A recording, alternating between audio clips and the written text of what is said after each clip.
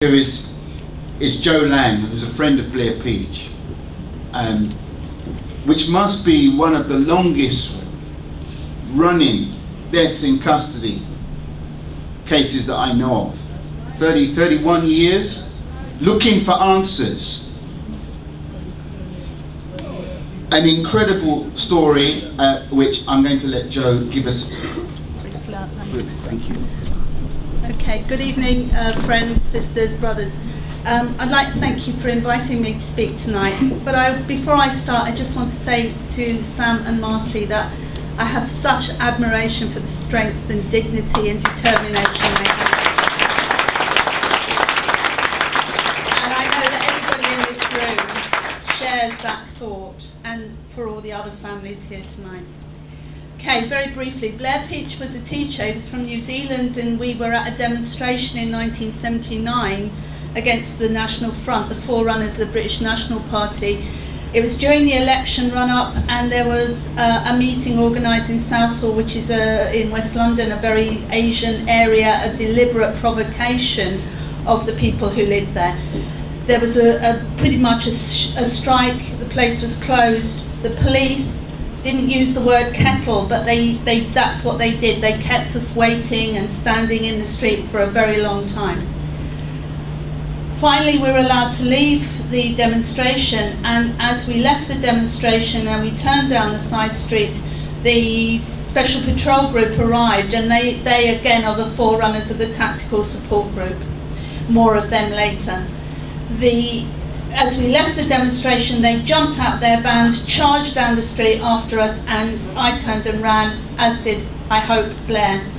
When I got to the end of the street, I realised he wasn't there, came back to look for him, and found him, thanks to some people who lived in the street, in their house. They said, "Don't worry, we've called the ambulance, he'll be okay." Now, the cover-up started pretty much then. When we arrived at the hospital, the police were already there. They knew very well what they'd done. They came to the house during the night, on the same night that Blair died. Commander Cass, who wrote the report into what happened and was charged with finding justice at that time, he came to the house, he took Blair's clothes away, and from then on we waited for the truth to come out.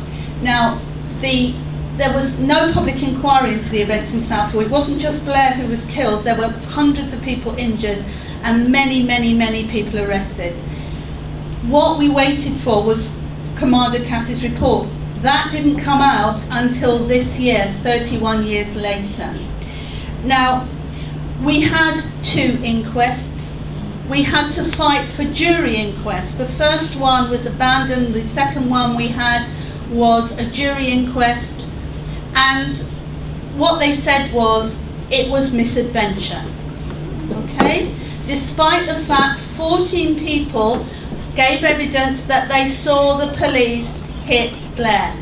When Commander Cass, in the course of his investigations, went to the police station, went into their lockers, he found lead-filled koshes. And this business of the pathologist comes up time and time again. One of the reasons they said that Blair died was because he had a thin skull.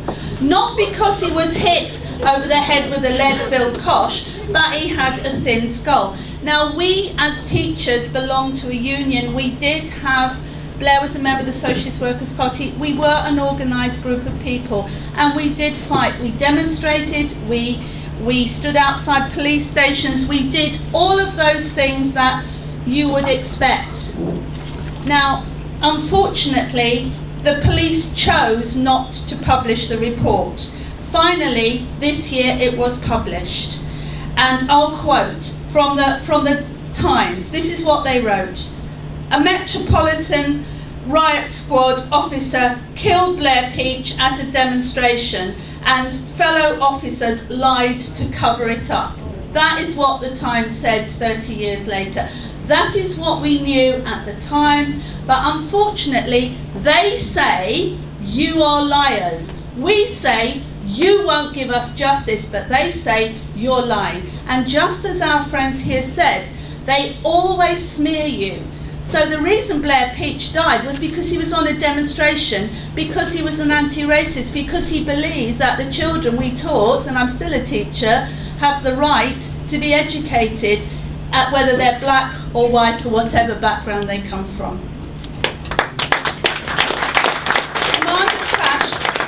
Commander Cass said in his report, "I strongly recommend that proceedings are taken against certain officers for perverting the course of justice."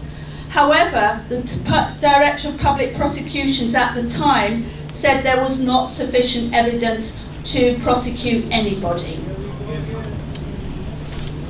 When I saw what happened to Ian Tomlinson, I thought, we've got you this time. It's on the camera. We can see it. And what do we find? What have we found? Nothing's going to happen. Just in the same way, no police officer was ever charged with anything to do with the death of Blair Peach. There's going to be an internal investigation, cover-up, whitewash, call it what you like, into the death of Ian Tomlinson. Never mind that the whole world saw that happen. Right, so finally, what can I say? A man is killed by the police. A man dies in police custody. There's no justice. You've probably, everybody in this room, heard that phrase, there isn't any justice, there's just us. Well, there is just us, and if we stand together, if we work together, if we support Sam and Marcy and Doreen and Samantha, if we support each other and Sylvester's family, then we can make sure that the young people I teach are safe from police harassment, that we have the right to stand on the streets and say, no, you can't cut our hospitals, no, you can't be racist, no, you can't tell us it's okay to lose our jobs. If we stand together, and I think that's the thing, that is what the chair started off by saying, and that is what we have to remember, because what they want to do is divide us. They want to put divisions between all of us. They want us to think that every time someone dies, it's the first time. Well, it isn't the first time.